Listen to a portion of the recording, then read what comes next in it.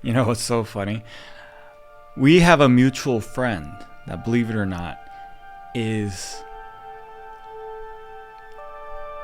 very likely psychic. Yeah. Wait, who? I'll blur it out. Yeah.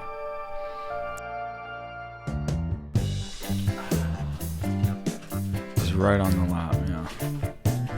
Oh my You'll God. feel it in like 30 seconds. The In 30 cold seconds? just slowly, always just seeping in. I'm like, I feel like the towel kind of just makes it not cold at all anymore. Like, Right? Yeah. You'll see. okay. Welcome back to another episode of the Just Sayin Show. I'm your host, Read Choi, and this is my co-host. Austin on. And let's get straight to it. Hey, I did a pretty good impersonation of you though, huh? Hey, I don't do that. So how's your life been recently, brother? Both personally and professionally. Professionally, it's been great. Okay. Yeah. Anything- Well, I mean, what's lately? What time span are we talking? Let's do like the last couple of months. Also, let your fans know what's going on with your life right now. Last couple of months. Okay, let me just last couple of months. Like any big milestones, changes. I mean, probably a couple of big milestones. The TV show that I did, which made me SAG eligible. Which SAG is like it's the Screen Actors Guild. It's like the union for actors, right? That's how every blockbuster film is a SAG film, you know. And so this TV show is a SAG project, and so because I was a part of it, it makes me SAG eligible. So that's pretty big. Can you give a hint to the viewers of what it is, or not yet? No. Okay. No, not yet. They're all very hush hush about it. Okay. They force you to sign an NDA and stuff, I'm assuming, right? Correct. Okay. I'm on Netflix now. No That's pretty way. crazy. Yeah, my voices. I did the voice for the main bad guy on a K-drama called Beyond the Bar, episode 4. If you just listen, Oh, so it's already out. it's out. It's on Netflix right now. Yeah, Guys, make sure you tune into Netflix. Watch that episode. yeah, it's a trip. And then at the end, you see my name in the credits, so that's pretty cool. How about any realizations? Have you had any realizations as of recently? When my friend died 2 weeks ago, one of the core realizations that I had since that time is money ain't much.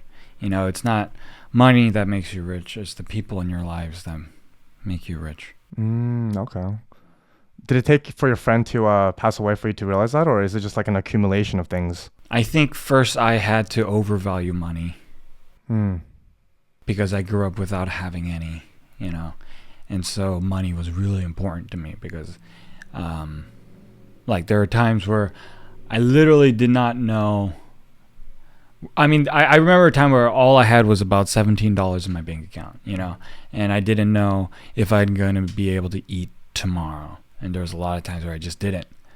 And so I have a very complicated relationship with money. And I think it took me going through everything that I have been through. And then my friend passing, where I realized that, you know, money ain't much. You know, it's important. But the real valuable things in life come from the people around you. Solid. That's a solid fact to put up. You've had some impressive milestones within these past couple of months too, haven't you? And also one coming up. Yeah, definitely. From my DJ and producer aspect of things, I got booked for my first gig in a festival. Yeah, but didn't you're like second in line behind Insomniacs? Or is that? Oh, that already happened. The direct support. Yeah, isn't that pretty huge? Yeah, that was that was a pretty big milestone. Yeah. So yeah, well, we got to play at an Insomniac So is this show. festival thing bigger than the Insomniac thing?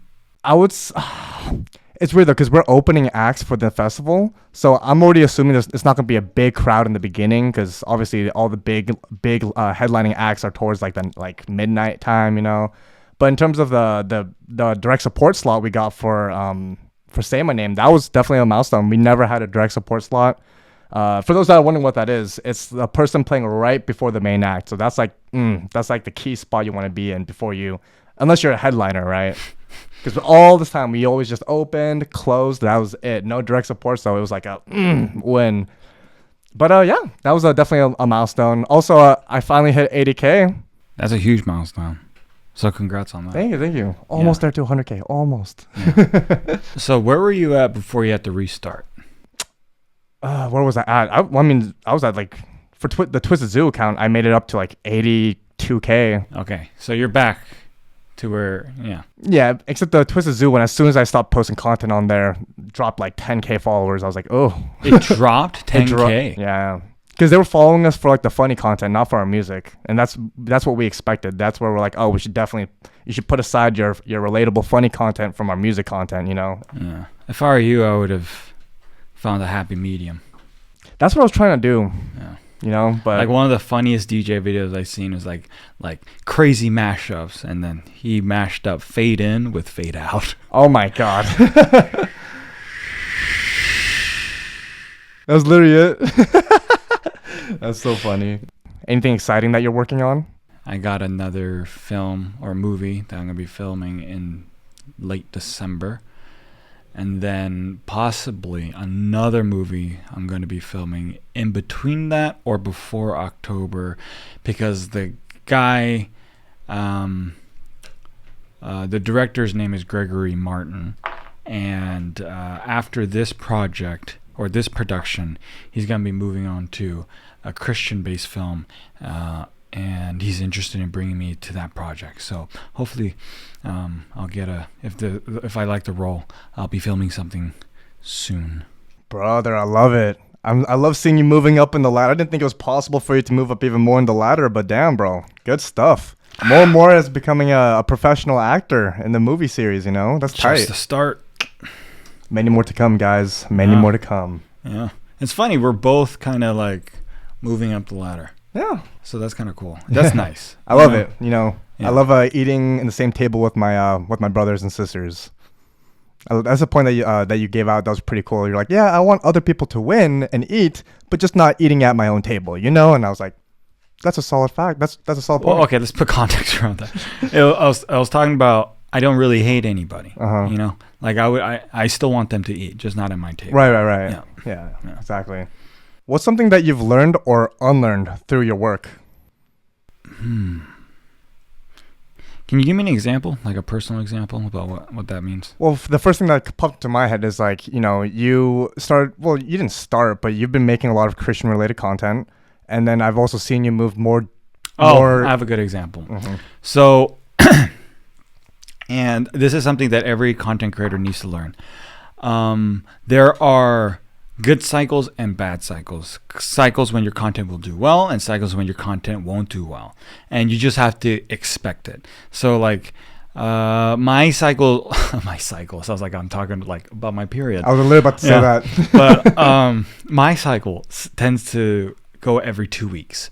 So like my content will just kill like 1 million to 10 million every video for about 2 weeks, and then dead.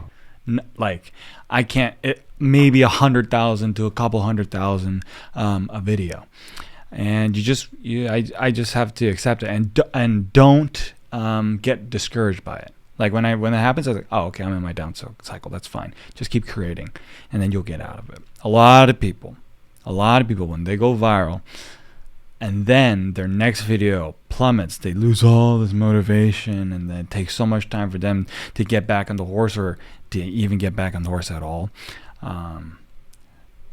That's the what would you call that? Strategic perseverance, I would say. Just understanding that, there's cycles to these things, and sometimes it's your turn, sometimes it's someone else's turn. That's just how the cookie crumbles. I agree. So no matter how good the quality of the content is, do you think it's just based on the algorithm and on what shows up on people's FYP? Because you said the quality. There's a lot of things that come into play. The algorithm is one of it. But most of the times, if a video isn't doing well, it's because the video is just crap. Okay. Like my creativity goes like that too. Not every video is a banger, Sometimes I just put out a video just to put out a video, Yeah. Yeah, I can relate with you hard on that and within the music realm, you know? It's like for us, we make like 10 songs, and out of 10 songs, one of them hits, you know? Yeah. So that makes Exactly. sense. Yeah. Also, just, in this generation, we got to learn about instant gratification, you know? Everything we can get instantly in the palm of our hands. We're used to instant gratification. The minute we stop getting those likes that we got from the previous viral video, it's like, oh my God, is it worth it anymore? Seriously. Is there a lesson or theme that keeps coming up in your life? Do you have one? Yeah, there actually is a lesson. It's more in terms of my faith. I see God throwing these temptations and challenges to me, and Like what? like lust. Oh, okay. And I've been seeing myself like, oh, like this is a test. Like, don't fall for it, Austin. Don't fall for it. And when I do fall for it, and lead into my temptations with my lust, then the following couple of days usually doesn't turn out well. I don't know what it is. I know God isn't punishing me, but I tend to take L's once I do that. And then the other weekend where I actually like committed, like, oh, I'm not gonna have like sex and stay faithful, like the next couple of days I made money. Like I was not taking L's at all. Like I was like, damn, dude, I'm on my like top tier like status right now. But that's a lesson I'm realizing. I'm like, why is it that anytime I fall for my temptations like this, the usual couple of days are L's? So now I'm like, is this a lesson that you're trying to teach me right now, Lord? Not sure yet, though. Not sure. How about you? You thought of anything? So I can relate to yours completely. Yeah. What's so funny? We have a mutual friend that, believe it or not, is very likely psychic. Yeah. Wait, who? I'll blur it out. Yeah. Like a palm reader, psychic, like that kind of stuff? With the tarot cards? Yeah. Okay. But like actually. Like I tested it. You tested it? Yeah, I'll tell you. But anyways. And this friend of ours had a dream about me. Or a couple of dreams, but in one of these dreams, they woke up in a very messy house, right? And I was there, and they were purposely looking for me, trying to check up on me, but couldn't find me. And for some reason, this voluptuous blonde woman Of course. Okay. Go on. stopped our friend in their tracks and was like a really jealous girlfriend of mine in this person's dream, and was like, why are you looking for Reed? What do you want? Why are you blah blah blah blah blah blah blah blah blah, and like kind of getting in the person's way, and when I heard that, obviously I started laughing, right? Because it was that day, maybe just a couple hours later, I got a message from, actually maybe just like 30 minutes later, I got a message from a random blonde, what'd you say, Insta baddie, like actress girl on Instagram, DM me with the same exact description. Yeah, isn't that crazy? What the heck? Yeah. But the very interesting thing is they can see aura. Yeah. And this is what I tested. And they passed the test. So I'm like, almost believe that at least what they believe what they're saying is completely true. Like they're not trying to lie to me. That's so interesting. I've never came upon like someone that does that. So like the way I was testing I don't know if I want to give that away. I'll tell you off camera, but Okay. Yeah, it was very interesting. Yeah, so next time you see this mutual friend, ask them what kind of aura you have. What did she say to you? I don't know if I want to say it on camera. Uh-huh. I'll tell you off camera. Okay. But what was really cool was I gave this person my hand. And I was like, close your eyes and tell me what you see. And they saw a mountain with snow on the top. And there was a sun right here, shining light. And at the bottom of the mountain, there was like a small village. And the warmth was kind of warming up the village. And there was like a little creek up the mountain. Very vivid. And I was like, that's exactly what it feels like to be me. You know, because I feel like, it's lonely at the top. How many times have I told that? And I feel like I'm responsible for a lot of people, and like I'm trying to spread the word of God and bring light into the world, trying to help people. I was like, that's what it feels like to be me. It's crazy. That's pretty crazy. Yeah. Has your perspective on anything changed within the past year? Start with you. For me, there's a lot of things that changed my perspective within this past year, but the most important one for me is that I've came to a conclusion that not all women are evil. Guys, I've been backstabbed so many times where I'm like, you know what, all women are evil, blah, blah, blah, blah. Like I was even starting to get into these like red pill podcast things too. I was like, oh my God, they are right, you know? And then I realized, wait a minute, not all women are like this. And on top of like the feminist side too, not all men are like this. It's just, we deal with the worst of the worst, and not everyone within that gender or race is like that. So that's something that I came into terms with. How?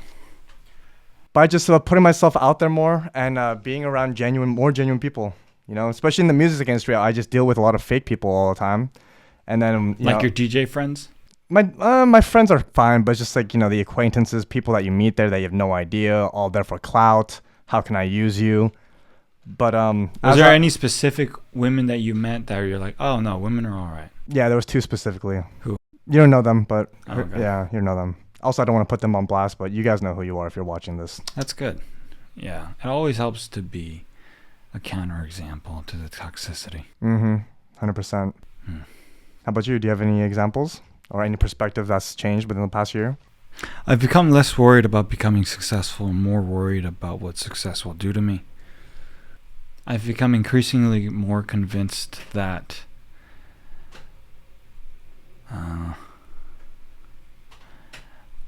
God's grace outweighs our disobedience.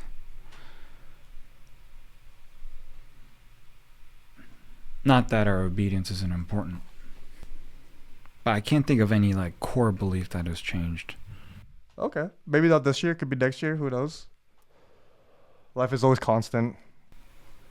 Life is always constant. It's always constant, like a water drifting. It doesn't always stay in one place. It always moves around. What does constant mean? Constant, like a flow of constant. It's always moving. Do you mean life is constantly changing? Yes, that's what I meant. Yeah, okay. Life is constantly changing. What are you prioritizing in your life right now that maybe you weren't before? For me, it's God. I didn't prioritize God at all, and now I prioritize Him number one. How? Everything. I don't any bad thing that happens, any good thing that happens, I don't say, oh, like for instance, let's say a good thing happens with you. Oh, you're the best, brother. Like, I love you so much. Instead, thank you, Lord. I know that was you blessing me with things. So just more one-to-one contact and discussions, not just like asking him what to, like, can I please have this? Or, oh, can you help me with this? I haven't done that a single time. Just talking to him. Yeah. Even if I messed up on something too, like, oh, let's just say I just like, you know, committed a sin, you know, and then after right away, I'm like, oh, I'm so sorry. Like, I know, like, I was thinking about you too, but I still did it. I was like, oh, I'm so sorry. Like, you know. Fascinating. Mm-hmm. I have stopped trying to make any new friends, and I'm pouring more energy into the friends that I have right now, and trying to cut out people in my life that I don't truly care for, that I feel like take away from my peace. And I've been hyper prioritizing my own peace and my comfort and my rest. I'm trying to make my life more simple so that I can focus on what's important. I'm trying to spend more time with my aunt. I try to prioritize her through phone calls, and obviously trying to meet up with her at least once a week. And just, I'm trying to live a life without regrets, I suppose. Yeah, I do. I've realized you do put a lot of people in, like, as a priority instead of like your own peace recently too. You're kind of mimicking like your aunt too, in a way. Who do you see me do that with? A lot of people that I have no idea who they are, but you keep them private. And I mean, I can tell you off camera, but there's been multiple people where I was like, how did you meet this person? And you were just really helping them out when they're down, could be homeless, who knows. Oh, well, that's another example too. But there's others, see what I mean? There's so many examples where I've seen you. That's another example too. See, there we go. I know that's not the main one, but like, see, you've been helping. Who's the one you're thinking of? The one influencer that you guys were like acquaintances with, but he became homeless. Oh, yeah. Totally forgot about that guy. But see, you just brought up two other people that I was like, see what I mean? Like, so I've seen Reckless, so many people that you've been supporting, helping out when they're in need. Obviously Marsha, like, so there are a lot of people that you've made a huge impact on, including myself, brother. So gotta give yourself some credit and some peace now during these times. That's funny. Keep that in, but blot out the name. Yeah. Is there anything that's been challenging you lately? Could be mentally, emotionally, spiritually. I feel a bit numb. Still. Yeah, I mean, it's only been 2 weeks since my friend died. That's true, yeah. But I thought that the numbness would kind of like die down. And now you're like, okay, somewhat. No, at first I was angry. I was really mad. And now I'm just a bit numb. I did, when she died, I did the Netflix project, and then I did the TV show, and I just did my last day of the TV show yesterday. And so, I moved forward quite a lot in these 2 weeks, and it's something to celebrate, and I should be happy, but I'm not. Like, I'm happy, but like, I feel like I'm not as happy as I should be. Like, I feel like I don't feel. I feel very numb. Regardless of what it is, it could be, even if you're out with your friends, you're still numb too. Yeah. Wow. Yeah. Well, it'll be temporary, You'll be fine. Can you speak well?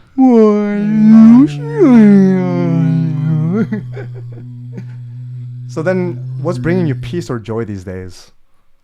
Besides cigars. Oh. I've been drinking a lot. Yeah, right. Really? Actually? Yeah. I've been drinking a lot of whiskey. Oh, what the heck? Without me? I drank a third of a bottle Sunday, and probably another third of a bottle Saturday. But I haven't drank since. Okay. Just that weekend. Well, it's because it was the funeral. The funeral was Saturday. And so all of it really came back. I was like, I need a fucking drink. I've been cussing a lot more, too. Ever since my friend died, I've been cussing a lot more. I realized on the podcast when I was editing them, like, I've been hearing him cussing a lot more often, yeah. But, yeah, this past weekend, I've been drinking a good amount. Kind of sad that you didn't invite me out because you never drink with me, but at the same time, I'm glad that this isn't going to be a prolonged thing where you keep on drinking. No. Okay, I don't have any alcohol here. Okay. Yeah. I mean, I do, but I don't drink it. What do you have in here? I have a little vodka. Vodka. Oh my god. All right, y'all. That concludes our podcast for the day. Make sure you guys like, comment, and subscribe. These ice packs make it a lot more manageable. Dude, I'm jealous that you're sitting on one. I'm not sitting on one. Oh, you're not? No. Oh, feels good though. Yeah, it does. Especially on my. See you guys next week.